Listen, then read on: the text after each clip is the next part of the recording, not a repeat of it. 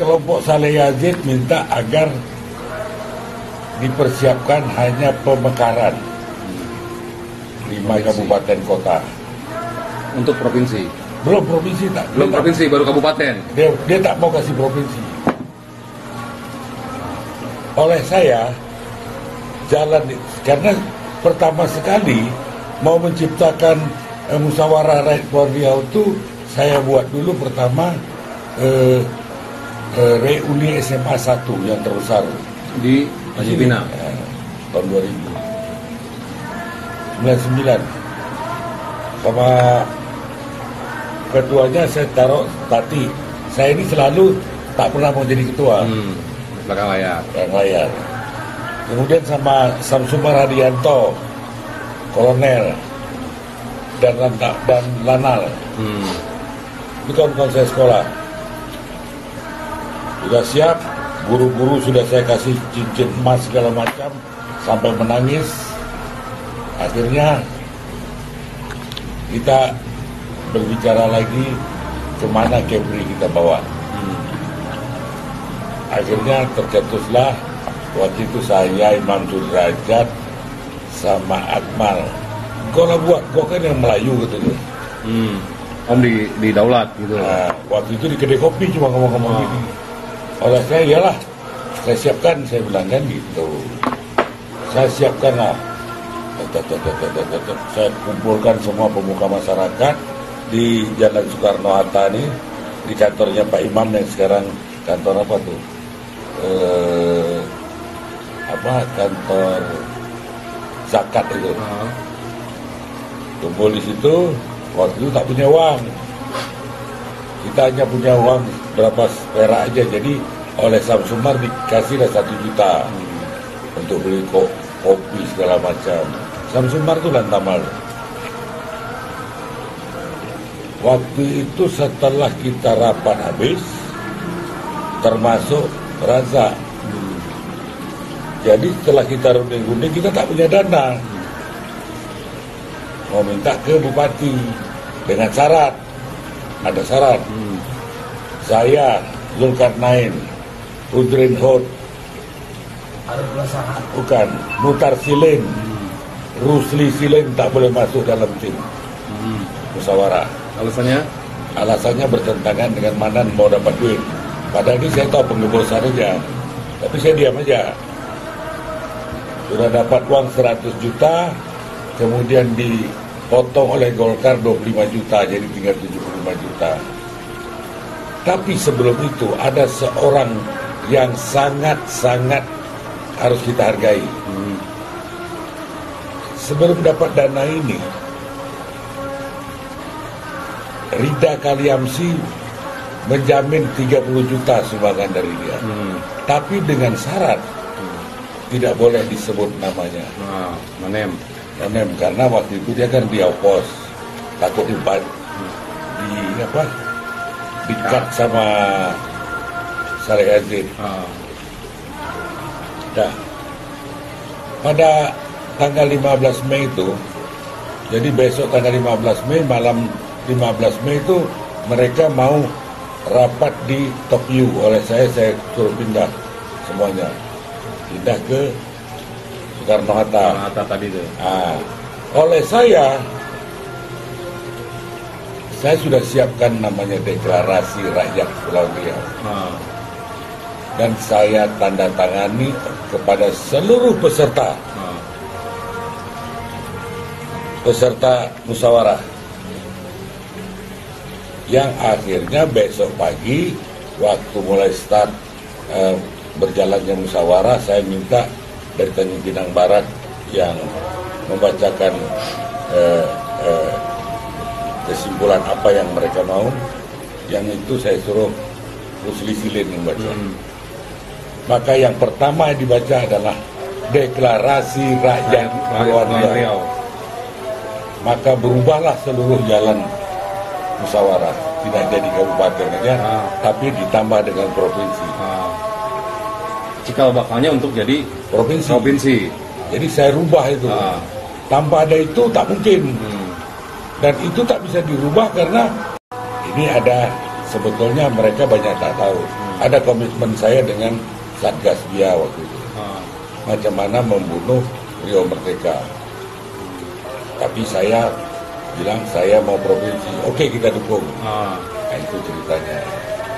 Emang ada Rio ada mau merdeka ada itu? Maka itu waktu itu kami membuat spanduk. Salah satu bunyinya Merdeka no, provinsi yes. Gitu. Maka habislah semua Rio Merdeka. Rio Merdeka. Itu di sana di Pekanbaru atau? Di sini. Oh, masih di sini. Jadi gini, dengan Rio Merdeka ini tidak mungkin jadi tanpa ada Kepri. Kepri, ya.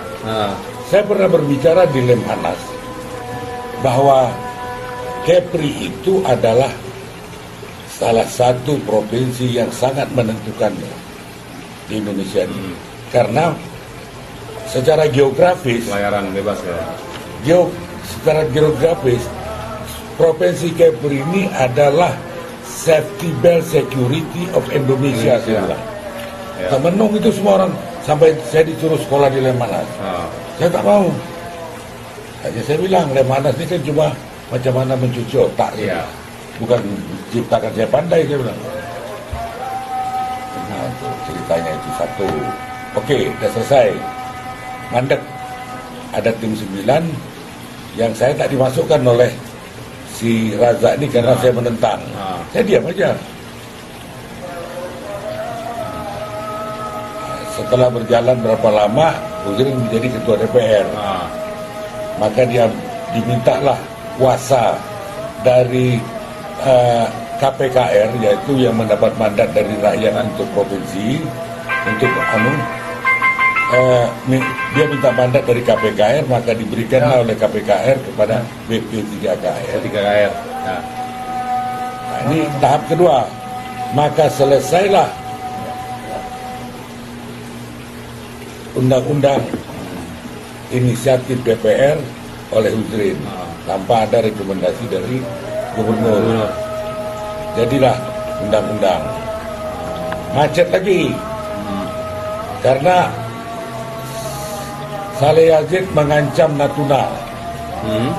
Kalau ikut ke provinsi Kepri, nasib kamu sama dengan nasib Uzrin. Dia ngancam bupatinya. Tapi saya tak sebodoh itu. Saya tak libatkan bupati.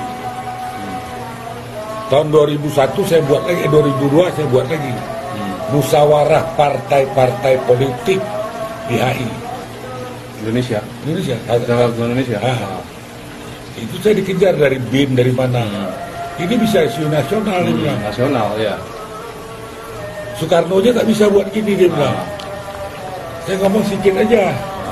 Sama kawan-kawan itu, endorse segala macam-macam. Lu orang percaya gua nggak? Kalau lu gak percaya, aman, gua bilang. Waktu itu saya dibantu oleh Rossi Munir. Dia panwas, kemudian dia mengatur situ. Kemudian waktu itu keynote speakernya Nurholis Majid, segala macam. Setelah kita mendapatkan keputusan bahwa semua partai setuju Natuna itu masuk ke Kepri, maka saya bawa surat keputusan itu sama Rossi Munir ke KPU, langsung diterima. Langsung dibuat, dapat 4 DPD. Menunggu hasil dan menunggu laporan kependudukan. Batam berapa, Kepri berapa, dan segala macam berapa. Selesai. Mulyana waktu itu yang terima kita. Oh ya, Mulyana. Yang sudah meninggal. Itulah. Ada 3 tahap perjalanan untuk menjadi provinsi. Nah, tapi saya selalu pakai nama Arif Rasahan. Arif Rasahan, ketua KPKR. Padahal yang nyetel saya semua. Akhirnya sudah keluar itu, saya panggil di Senet. Ini provinsi sudah selesai, pasti diteken presiden. Langsung presiden. Provinsi presiden. Untuk itu harus ada caretaker, saya bilang, PLT. Jadi macam mana Pak Jul? Saya bilang kan situ yang mau jadi caretaker, dia bilang. Dia tanya apa bisa? Saya bilang tak bisa, saya bilang.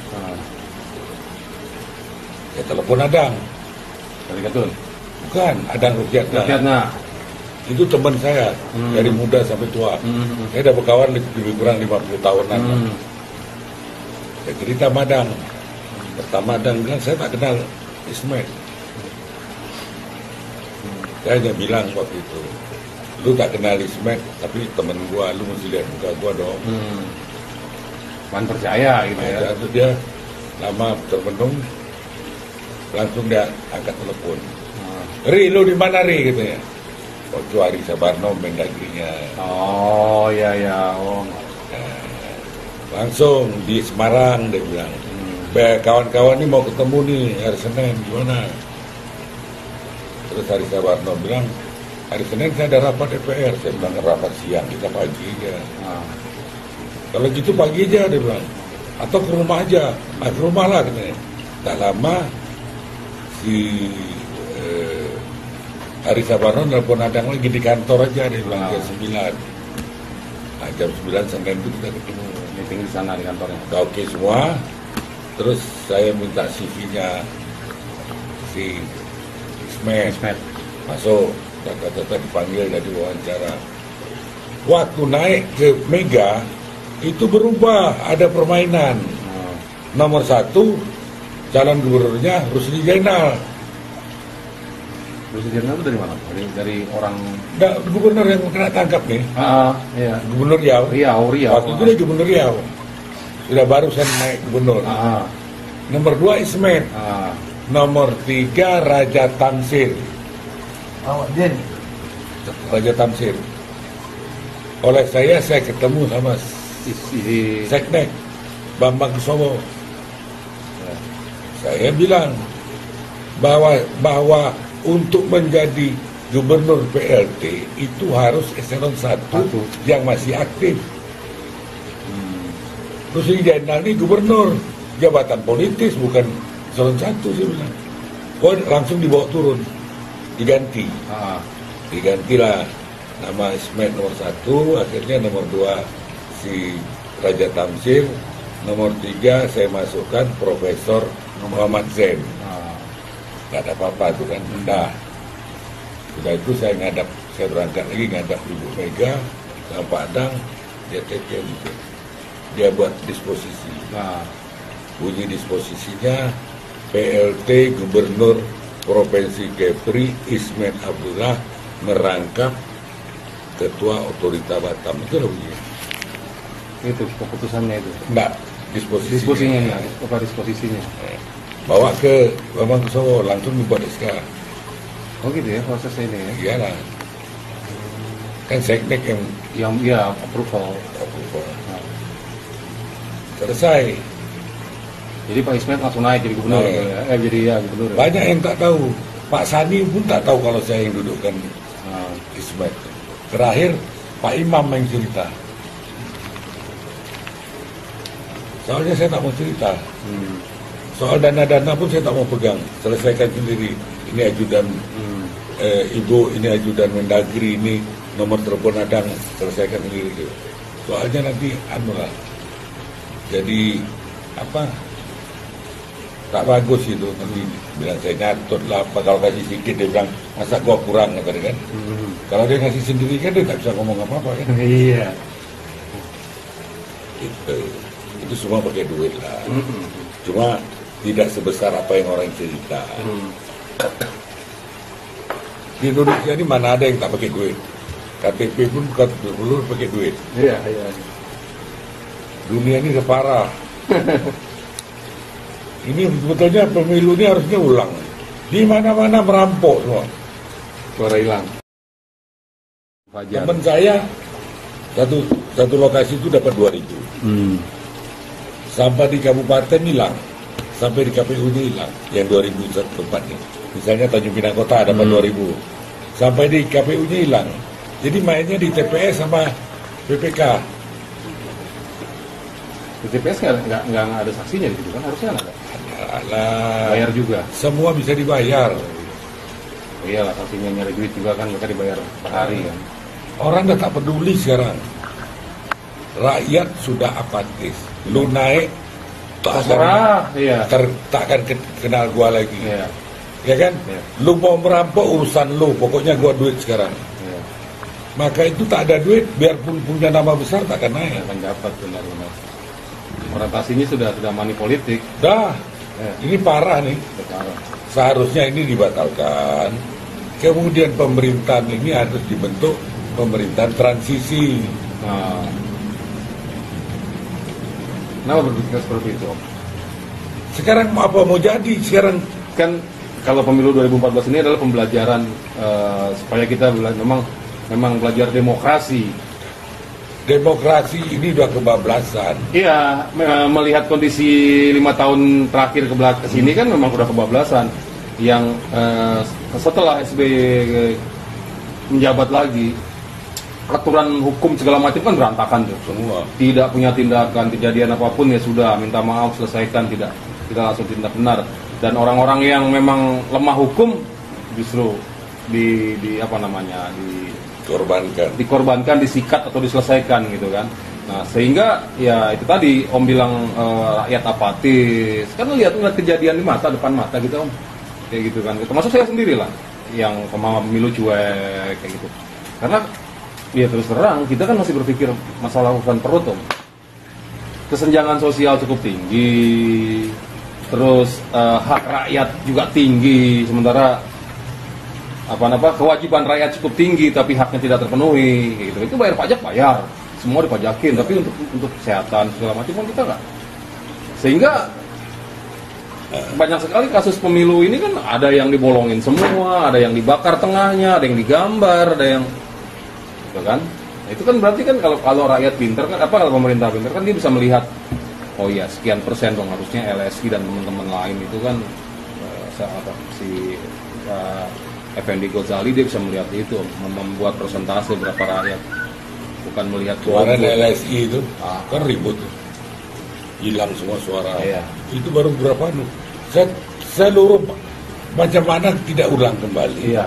Kalau 23 provinsi sudah bermasalah, iya. lebih dari separuhnya itu dan 65-70%. Itu Iya. harus Ideal. ulang kembali. Idealnya, memang besar kan biaya pemilu tuh gila-gilaan kan.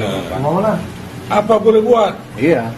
Rumah Ada resiko. aku di rumah bapak aku nungguin kau di sini, aku tadi turun dari situ kok. Ya gawat negara Dia ini. tinggal tempat sendiri aja dekat. Semua tambang ini udah dijualin. Ya itu Dan tak ada lagi di laut itu Aku sama yang Mondo. punya rakyat Indonesia semua, Amerika, Kanada segala Dekat macam. sini aja nih. nggak ada. Tak ada lagi. Nggak ada. Makanya kalau Ya, teman-teman aku udah tinggal belakang jalan lah, aja di situ yang dekat kalian tahu, Aku telepon kan lagi potong sebentar. generasi. Yang anak-anak umur 35-40 tahun harusnya bisa bergerak tuh. Tak ada seperti 66. 66 tak pakai duit. Iya. Nah, itu- Jalan semua. Nah, Sekarang tak ada duit, mana ada jalan. Nah ini kan ujung-ujungnya orang-orang sebenarnya ya permainan orang-orang sekarang juga, orang-orang yang kemarin Orde Baru juga. Ya. Cuma kan sistemnya perintah. Kalau sistemnya perintah kan repot. Kayak zaman dulu kan masih ada Budiman Sujatmiko, PRD yang radikal, yang protes-protes waktu Orde Baru Soeharto. Lantas dia vokal, sikat. Sebetulnya dah. Kalau gimana? Selesai kan?